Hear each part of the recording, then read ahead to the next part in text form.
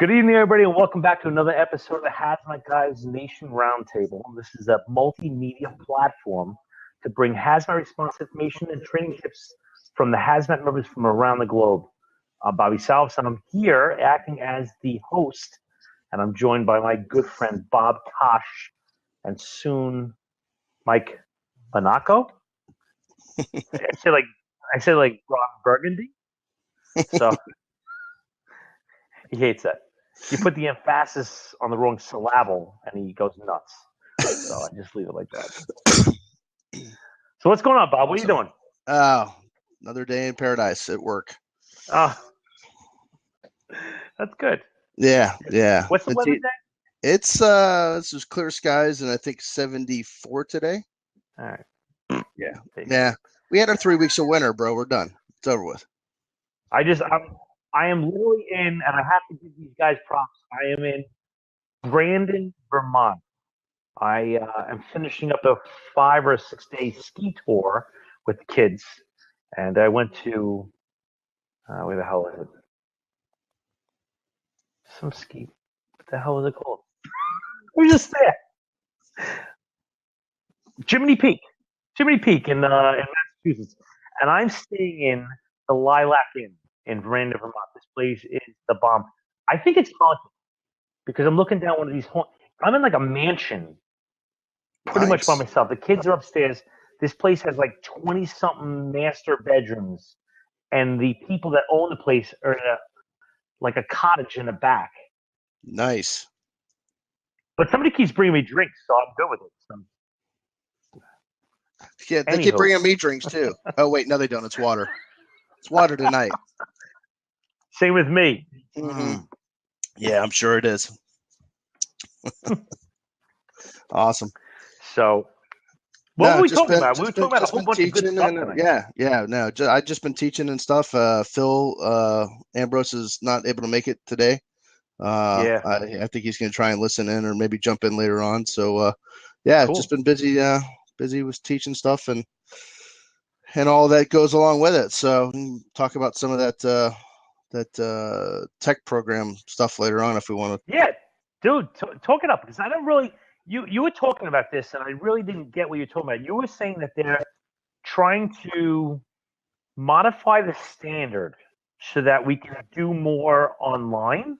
Yeah, it's actually I don't know if it's happening in other parts across the country.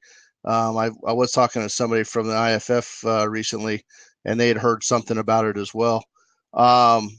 Different places. I'll just speak to Florida.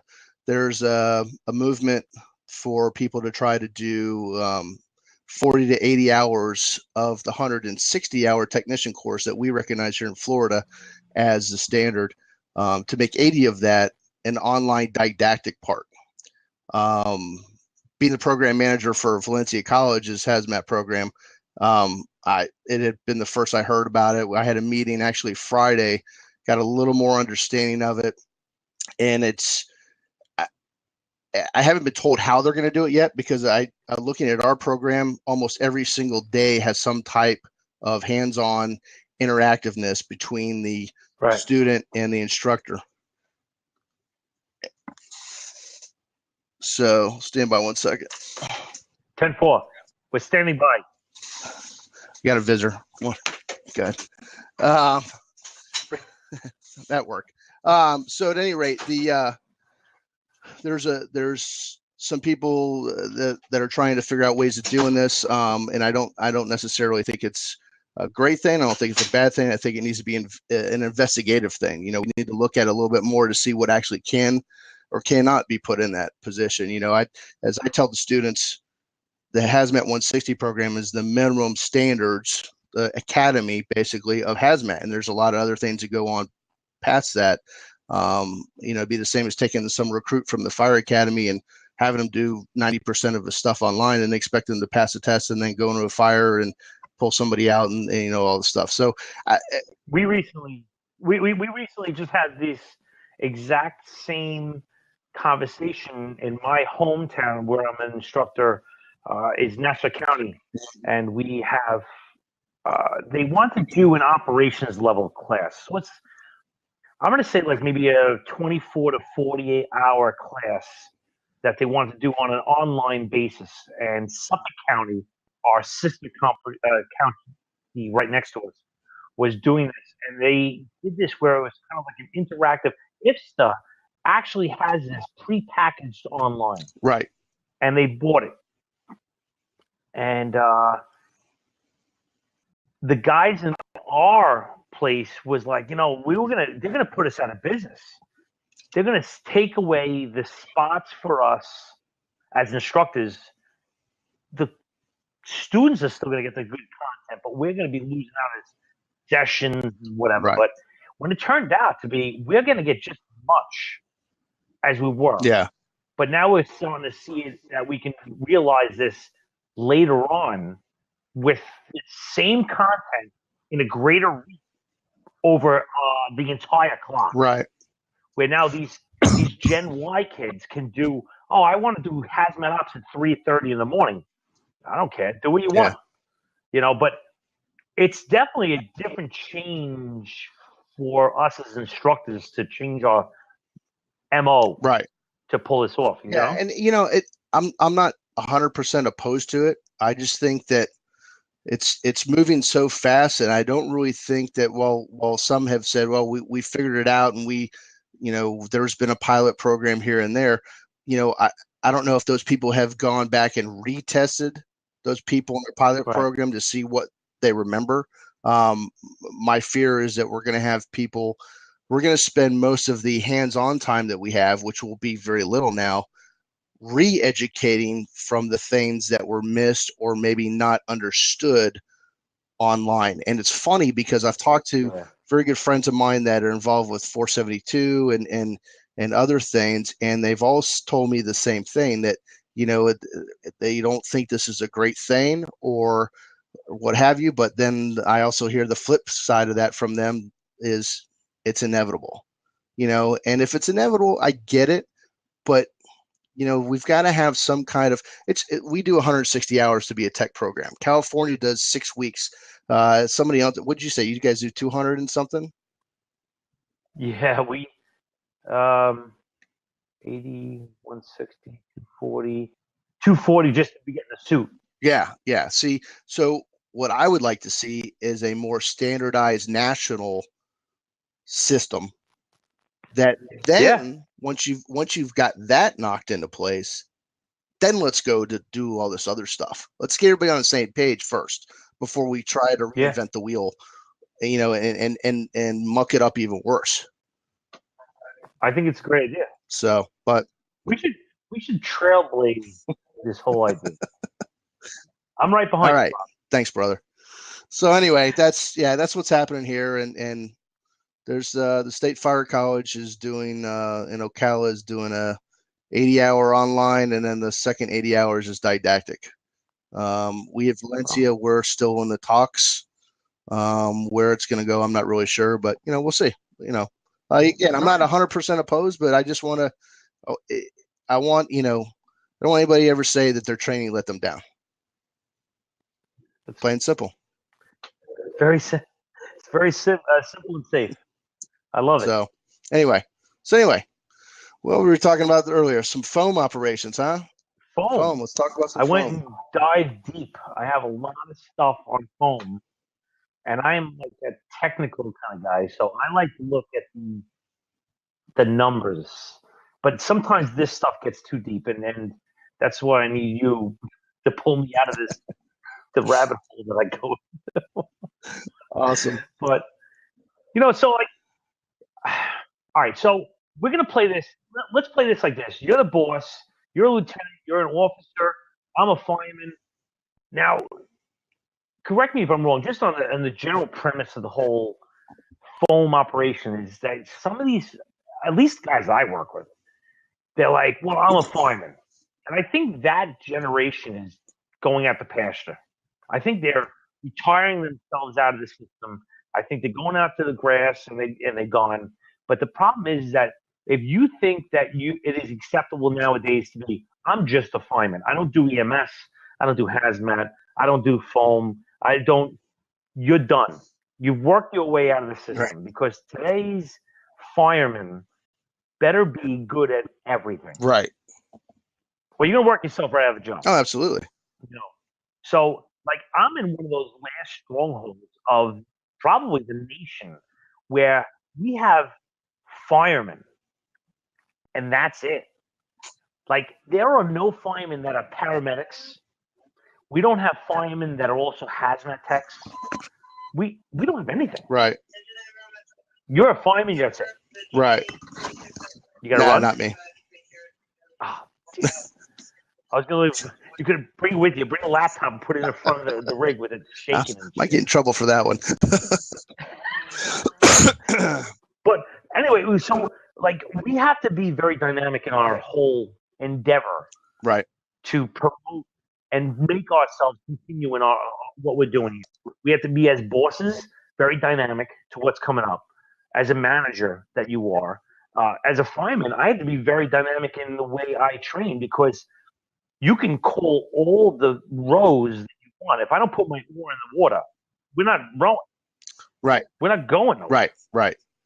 And you know, the foam is such an over, I should say over, it's actually an understated thing. We have a lot of people carry it. A lot of people don't know how to use it because they don't play with it. They don't play with it because it's expensive. So, you know, the whole thing, you know, we'll play with, you know, dish soap and water. It's not the same thing. You got to practice like you play.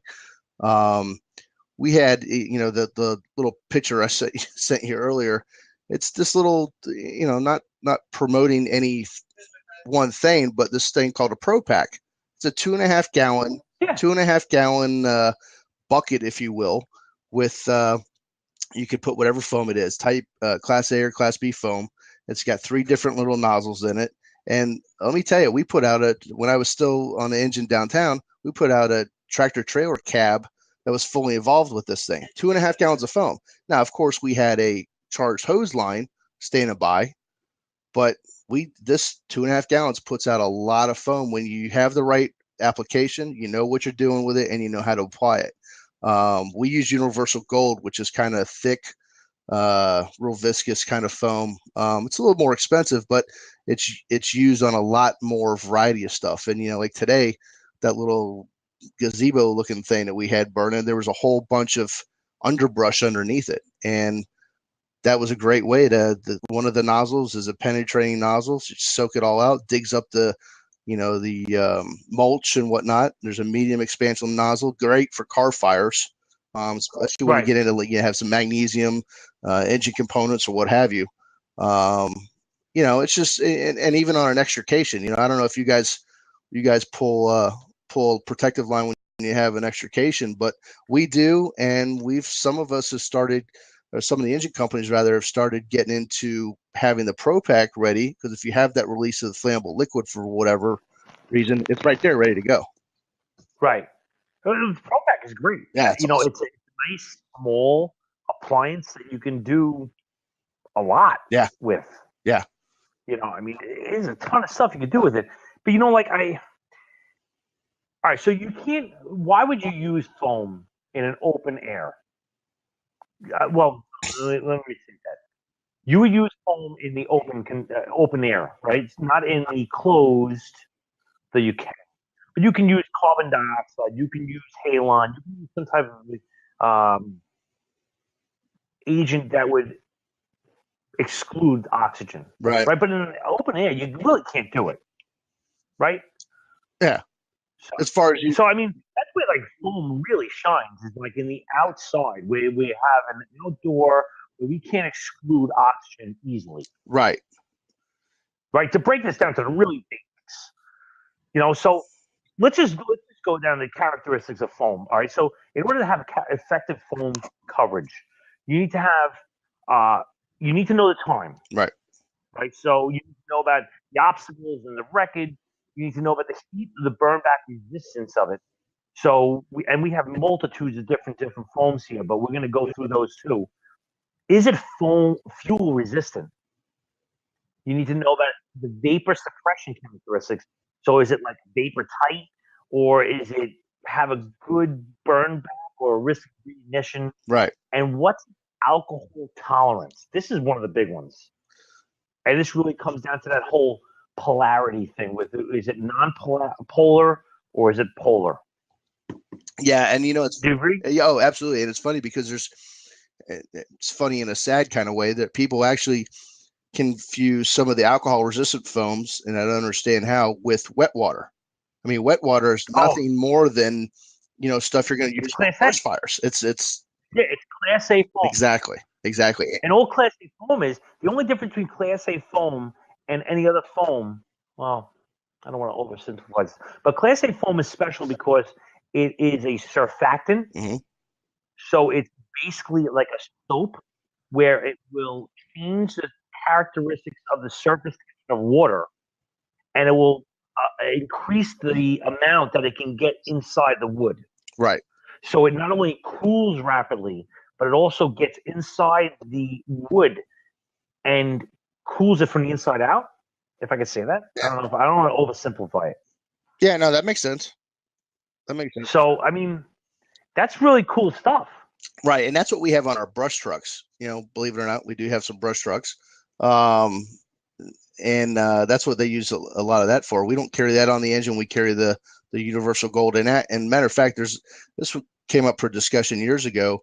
We have 30-gallon foam tanks on our engines, and we used to. And I've never been a big fan of that because, and I'll tell you why. We used to have it on all the rigs in Long Island, New York, which you know us, we have like Cadillacs and all the rigs. And I'm going to say a good portion of New York City rigs had a small, I'm going to say 5 to 10 gallon tank of foam. But the problem was it's a corrosive. And the stuff we were using back then was very corrosive, and it would rot through the tank, and then we were useless. I'm sorry. So we abandoned that. Now I have some, and again, I didn't invent this wheel. I can only take it from guys that I learned from. But New York City has a pretty decent way of doing it. I'm sure everybody else has a way of doing it. Maybe a couple of things that I'm going to throw out there on the tricks and trades here are going to stick with somebody. But I'm going to tell you how we do it in New York, and you guys do what you want. Yeah. But Bob, let's just go through the different types of foam that are out there. So we have protein, right? So protein is kind of on its way out. Yeah. Right. Yeah. It's a naturally occurring. Basically, it's made from fish guts. Yeah. Right. Then we get the fluoroprotein, which is a synthetic, and everything basically after this is a synthetic. But we have the fluoroprotein. We have the AFFF with the aqueous film-forming foam. Then you have the aqueous film-forming foam that's alcohol resistant. ATC, right? So it's right, ATC. Then you have the high X, right, high expansion, and you have the Class A, which we just talked about. So if I were to be the incident commander, I need to think about a couple of things. And I'm sure Bob's going to back me up on a couple of things here. One of the first things I need to know about it, do I have enough foam to start and stop this? And second, do I have enough water to start and stop this? Because foam requires an enormous amount of water, right? It's more important than the foam itself. Oh, absolutely. Right? So let's just break this down into where we have, let's say, a fictional 3% foam solution. What that really means is I have 3 parts of foam and 97 parts of water. Right. That's a lot of water. Yeah. And so I need the hydrant. I need drafting. What kind of water am I drafting? Am I drafting fresh water or salt water? Right. That can have an effect. Sure. Absolutely. Do you agree? I mean, yeah, we don't, obviously, being in the inland part of Florida, we don't have the saltwater issue to deal with, but yeah, that could definitely have an effect. And here's something too. What about all the runoff? Once you apply the foam onto the flammable liquid or whatever, you're adding water, you're creating a bigger spill, if you will. But all that's got to be contained as well. So there's a lot of factors that go into just using the foam. But the big thing you hit right off the top was, do I even have enough on scene to start something? Because you do not want to just, I got 2 5-gallon buckets and I've got a, fully involved tractor trailer truck with, You know, it could just be full of papers or whatever, and I'm going to try and use these 10 gallons. So you're not going to go anywhere. You're just going to make things worse on yourself. No, because it's just going to burn back to where it was, and then it's going to eat it all up. Right. And matter of fact, I think it was a week or two ago. I think I was telling you, our guys had a tractor trailer fire on the turnpike, and it was a cab mostly, but then the fuel lines ruptured, and now they had a flowing fuel fire, and they were able to get foam on it eventually, but they had to consider water shuttling. They called another department's tanker, which didn't make it because we had enough engines to handle that. But what I liked in some of the areas, especially up in the Northeast, we have some here where they have hydrant connections in a wall or part of the expressway or whatever it is you have. Yeah. Now, whether or not they work, that's a different story. Yeah, we got that. They don't always work. Yeah, we test them all the time. You know, it's a good idea. We test them all the time. Yeah, not really. You know, I mean, but like, even the temperature, you're down there in Florida, you know, like you know, death's waiting room, where it's always warm. I'm Keeps up in the bitter cold. The body's warm that way. Dude, you know what? I didn't even say this.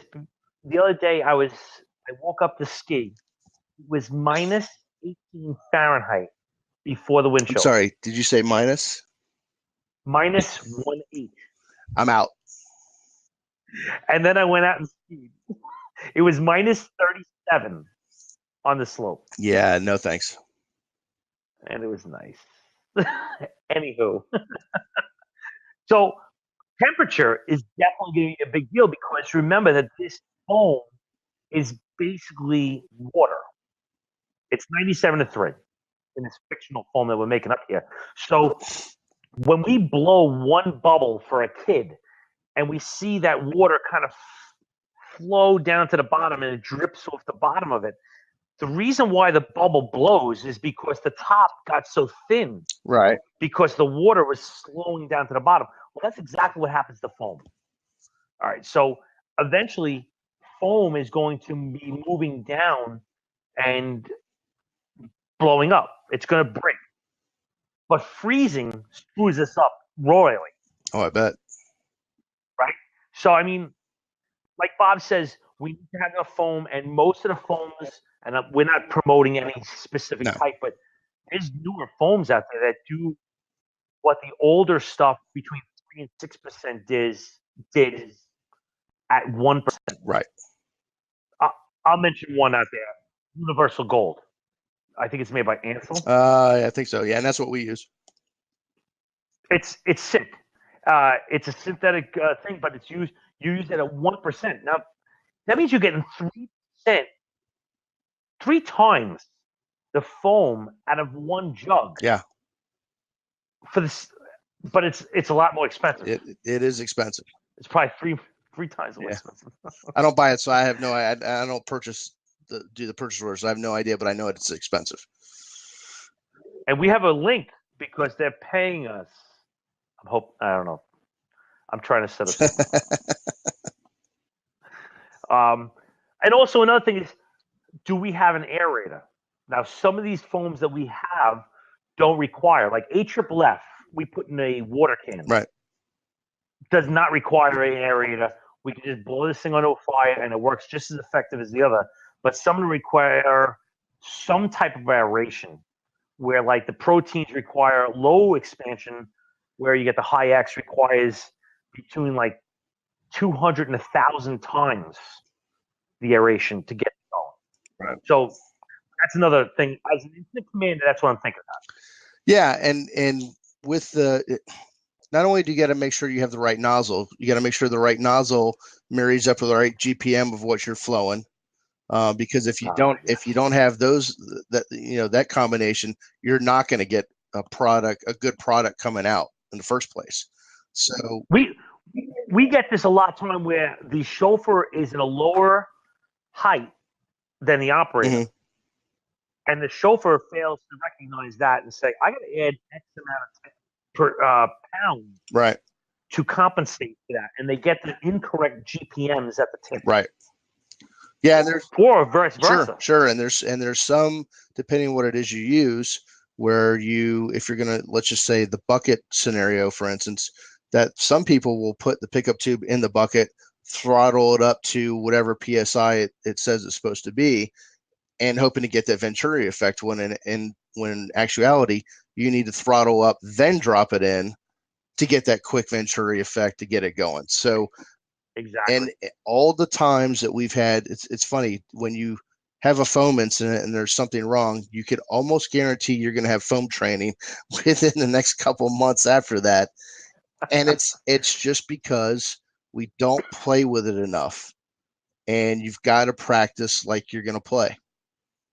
Spend it costs a little bit of money. Spend it. Firefighter, yeah, with firefighter removals and all this other stuff. And I'm just going to get on a small tangent here, but it's one of my pet peeves. Like, we go and do these firefighter removal drills, and we're the best rescuers of firemen. But how good are you, or how good are your guys at being victims? Mm-hmm. You know what I'm saying?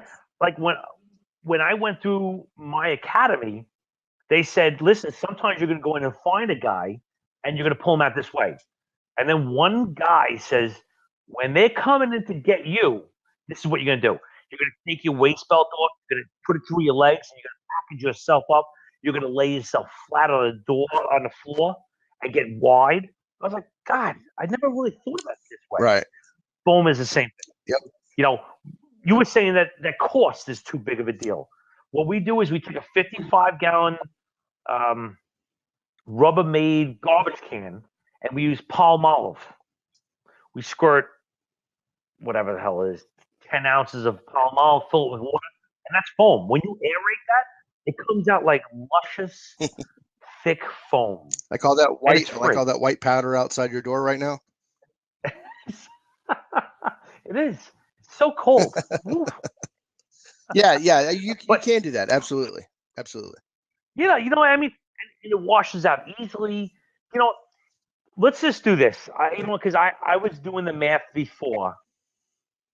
I took a foam coordinators class from my state, from the New York State Fire Academy, the Office of Fire Prevention Control, as they call it. But they do a foam coordinators class, and I went to my book, and I pulled this example out of there, and I gotta just go through this. I'm sure it's gonna be a little fast, but if you listen to this in the replay, please pause this, because I'm gonna go through each part of it, and I thought it was really good information. So what we're talking about here is a 2,000 square foot of regular gasoline burning, and we have 3, 6 AFFF foam available to us. Okay, so the application rate per square foot times the number of square feet. Okay, so now we know that AFFF has a 0.1 GPMs per square foot times 2,000 square feet. So we need 200 GPMs. Okay, we're starting here. This is what a foam coordinator does. So now we talk about the proportioning percentage times and all the other stuff, and we figured out that we need 3%. Well, we need 6 gallons at 3%. Right. Okay, so now we take that 6 gallons, and we need it for 15 minutes, because everything's 15 minutes. We just start with 15 minutes. That means we need 90 gallons on hand. We can't start until we have 90 gallons on hand. Bob, on your rigs, how many gallons do you have if this shit happens right now? We have every engine, and there's 18 of them, is 30 gallons. We have a foam truck that's got 250-gallon totes. And as you got it. We've got a boatload of foam. And great. The other thing that we have, and I encourage everybody out there listening to do, is we've got a resource list of where we can get more in a hurry at 3 a.m. And that's on the hazmat truck. Now, I just want to bring this up. So now we figured out, and again, I can give you all this stuff later on, but we have 90 gallons of concentrate needed at 3% of AFFF. Let's do the water. So if we have a 5-gallon container of 3% foam, we require 161.7 gallons of water. and that's going to make 166.7 gallons of foam solution. So in the above example, with 90 gallons of 3% foam, I need 3,000.6 gallons of water. Yep. 3,000. We don't have tanks on rig unless you have stacked tankers wherever the hell you are. Right. But you're gonna get a solid hydrant location. Yeah. And maybe a relay. Yep. So we just put that into perspective. We have 2,000 square feet of gasoline burning on the ground. We have a 3% foam solution. We need 90 gallons and 3,000 gallons of water to do 15 minutes of application. Right. Properly. Yep. That's a lot. And that's provided somebody hasn't messed up your application by turning on a regular hose line and separating everything that you just spent your hard time doing. Mm-hmm.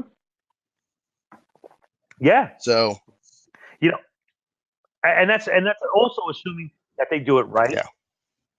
You know, and the way we do it, this is a little trick from Uncle Bob, is we take our 5-gallon plastic drums and we cut the top off.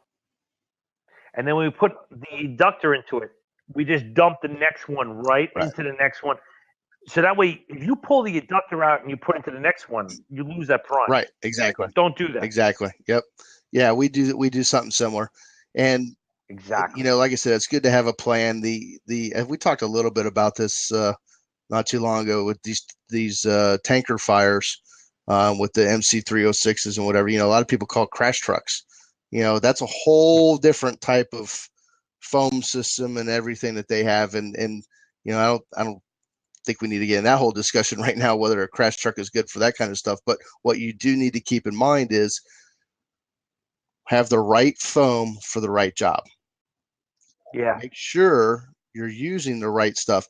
Like you said, for the Pro Pack, for instance, Class B foam on 1%, I can get real good coverage. I can even put it on 3%, use that medium expansion nozzle, and now I've actually built up a pretty good foam blanket with a little lift to it and a great vapor suppression, which somebody actually mentioned on the side there.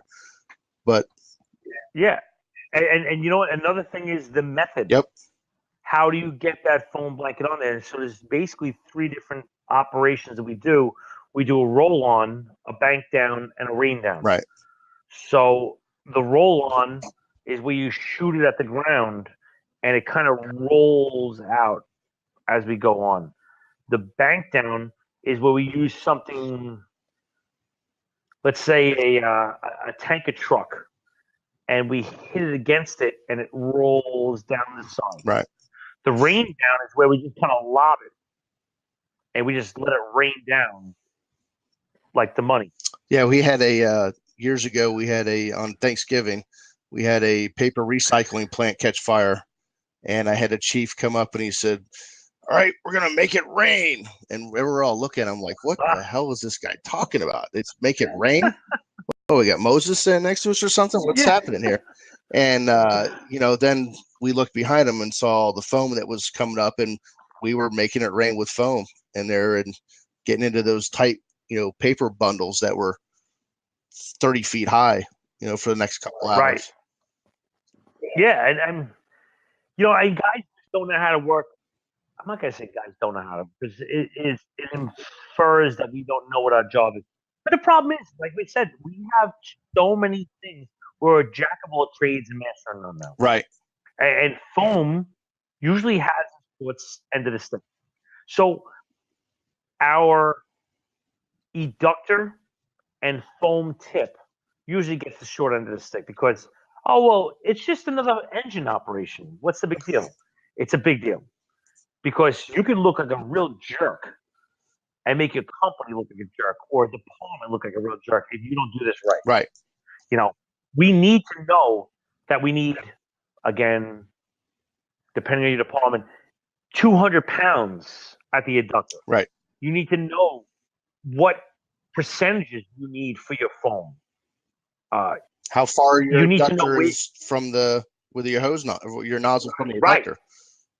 Right. All that makes a difference. Sure. Even partially cracking down that nozzle changes the whole proportioning. So when we flow foam, it's open. Right. It's either on or off. or it's Yep. off. Right. Yep. And so there was a neat little trick that I saw, and I didn't believe it till I saw it. I was at a school and they used high expansion foam for a simulated chlorine leak. And with the chlorine cloud, and what he used was yellow, pop smoke, like SWAT teams use or whatever. And it had this yellow fog going across the training grounds at about the same height that chlorine would. Obviously not the same, but property-wise. And they used high expansion foam, and it covered the chlorine cloud. And then every once in a while, you'd see a little wisp of it come up. And I thought, you know what, that'd be a cool idea if you had something where the chlorine was maybe going towards a school or a neighborhood or something, and you're trying to keep it in one area and keep it contained until, maybe you could have people evacuated or whatnot. But that was a neat little trick that this guy taught us. It's pretty cool. Yeah, if you can train that chlorine into the foam, I guess it would work. But I go back to my boy, where is he? Jeff Zintek. I'm sure he's in the list somewhere. But he had a whole article about where the solubility of chlorine isn't high enough for us to actually knock it down in a solution. Now, if I can put that smoke inside the bubble and contain it temporarily, great. But, like kinks in the hose line, it screws up the whole thing. Sure. And remember that if we screw this up, if we don't start with the right foam, water, concentrate, conductor, nozzle, aeration, we have to start at the beginning. Right. Because everything's going to burn off. And then we start at square one again. Right. Now we do it right. Absolutely. So as an incident commander, it kind of sucks because you're thinking about yourself, I gotta reduce exposure. I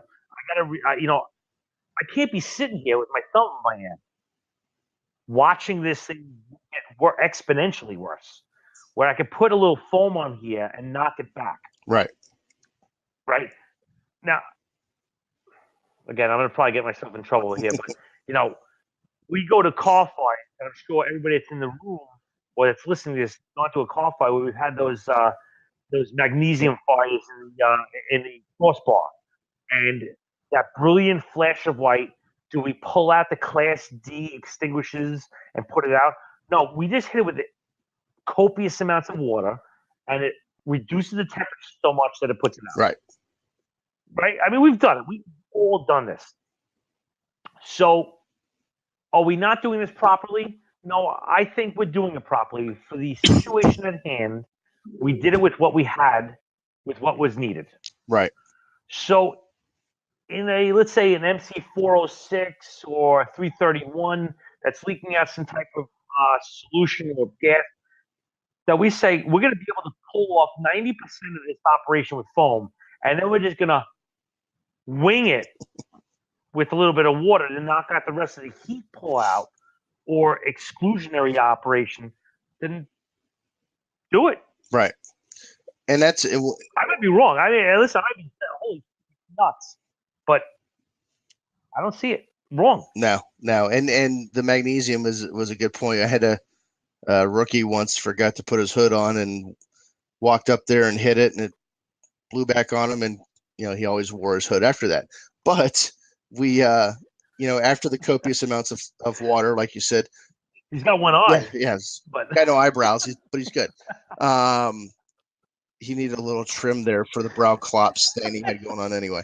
But then we did put a little bit of foam, from the Pro Pack to finish it off. So even if you have in your water can, you got some soap in there, because I know some people put dish detergent in their water can versus foam. You know what? Follow it up with that. It's got some kind of capabilities other than just the water, so that would help that magnesium situation a little bit as well. Right, but if you know, and I've heard of that, putting a little dish detergent into your water can to give it that surfactant property. But don't misinterpret that as a foam. Yes, no, not at all. Because all it is a surfactant. Yep. Absolutely. You know, here's another great tip, Jeremy. I think it's Jeremy. One guy told me that if you want to, get a luscious grass on your lawn, use a little bit of soap, beer, and ammonia, and you put it in one of those little things that mixes up the lawn. What the hell is it called? You put it on your hose, and it kind of for like bug spray stuff. The bug spray thing. You spray that around your lawn, and it's bug spray. Thanks, Bramble. But because one's a surfactant, one's a nitrogen, one is a carbohydrate, and when it goes on your lawn, it makes your grass grow really well. Well, the surfactant makes it stick. So if we put surfactant to a water can, yes, it sticks to things that are wooden. It doesn't do very much in the handling of the heat movement of the fire. Right. But it makes it stick to the water, to the wood. Sure. So, yeah. Absolutely. I don't know. I think it's a little too fancy for what you're doing, but I'd rather just put the fire out. I think it's a waste of beer, actually, too, if they're doing that. But I would never. I'd rather just put the fire out. I would never do that with a Guinness. Never. But put the fire out. There you go. Put the fire out. So I don't know. It's interesting stuff. The foam application, we don't train enough because it's not sexy. Right. It's not sexy until it's really sexy. Because then you're the bomb. When you pull that thing out and you start doing a well-placed foam operation, and I'll go back to it. We had one about 3 years ago, local to me, where we had an MC406 with gasoline that drove into a Harley Davidson dealership and went on fire.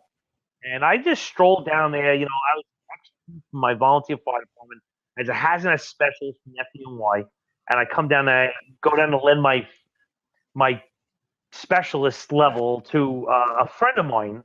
I said, Joe, do you need a hand?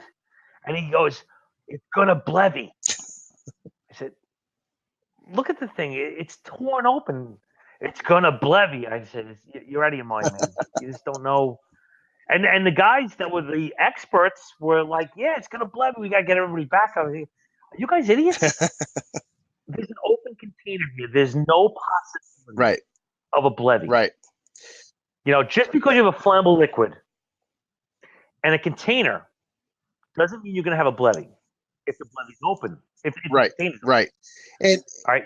And as we saw, I'm sorry, Bob. As we saw in the Boston bombing, we had a container that had basically nothing but water, and that could blevy. You could have a pressure cooker that will blevy with just water in it. Right. So yeah, and along with the gasoline taker, since we're kind of on it a little bit, another thing that was taught to me years ago is that metal, the aluminum, as that fuel is burning, so too is that aluminum tanker. It's going to keep melting and melting along with the fuel. So if for some reason you can't let that burn out, be it infrastructure, bridge, what have you, we need to put the fire out somehow. So how are we going to do that? Well, the first thing we need to do is cool the tanker with a hose line. Right. Because fuel, depending on what it is, burns down at about 1 foot an hour.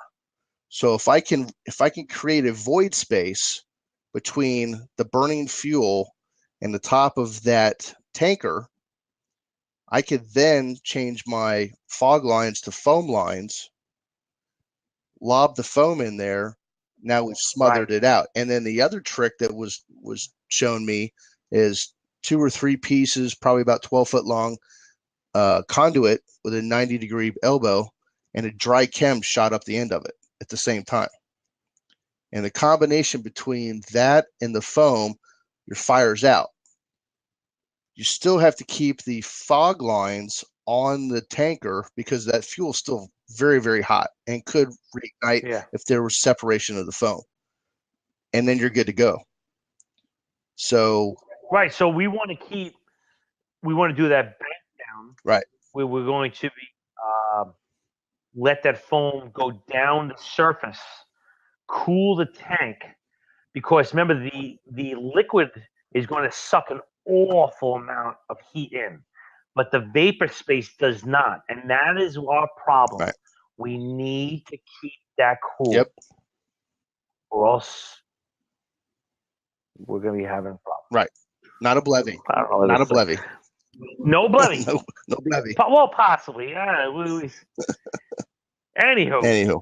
So, Bob, we're getting to the end. Yeah. And like we do every week, we're going to keep this rolling afterwards. So if you want to listen, if you want to be involved in a discussion, a one-on-one discussion with us, the Hazmat Guys Nations, I highly recommend that you go to our blab and check us out live, because we just talk. Yeah, we chat. Right?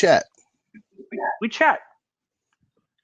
So, please be sure to catch the next week's show every Tuesday at 9:15 Eastern Standard Time on blab.im, right here. Hopefully they don't have another technical problem. We will also be producing a podcast version that's audio only, which you can find on iTunes under the Hazmat Guys Nation. And you will be posting the video to YouTube, which you can find on our Gmail channel, which is THMGnation@gmail.com. Bob, any closing statements? No, just everybody train as much as you can. Find the opportunities to use the tools you got around you. Obviously, practice makes perfect, and practice like you play. Excellent. I'm Bob Coscignano, Orlando Fire Department. Bob Stone. HAZSIM, Valencia, Bobby, to you. Rock on.